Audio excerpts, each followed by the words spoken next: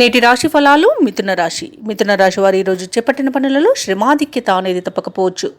మిత్రుల నుండి ఊహించని సమస్యలను ఎదుర్కొంటారు. ఇక మొత్తంగా చూసుకుంటే మిథున రాశి వారికి ఈరోజు ఆర్థిక పరిస్థితి కొంత నిరుత్సాహజనకంగా ఉంటుంది. వృత్తి వ్యాపారాలలో ఎవరైతే ఉన్నారో వారి యొక్క వ్యాపారాలు అనేవి నిదానంగా సాగుతాయి. అలాగే భాగస్వామ్య వ్యాపారం ఎవరైతే చేస్తున్నారో వారు నష్టాలను చవిచూసే అవకాశం అయితే కనిపిస్తుంది. కాస్త జాగ్రత్త వహించండి. ఇక ఈరోజు మిథున రాశి వారికి స్వల్ప అనారోగ్య సమస్యలు తెలుస్తాయి.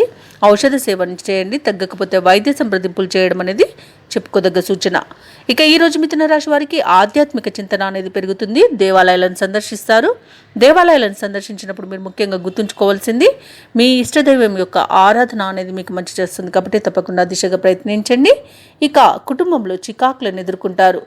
ఆదాయం అంతంత మాత్రంగానే ఉంటుంది. అలాగే సన్నిహితులతో విరోధాలు కలిగే అవకాశం అయితే ఉంది.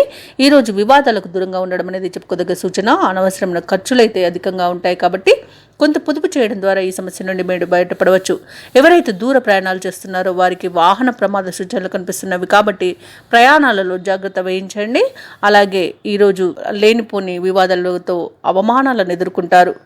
వ్యాపార వాణిజ్యవేత్తలు ఎవరైతే ఉన్నారో వారి వ్యాపారాలు అనేవి ఈరోజు నష్టాల బాటన సాగుతాయి.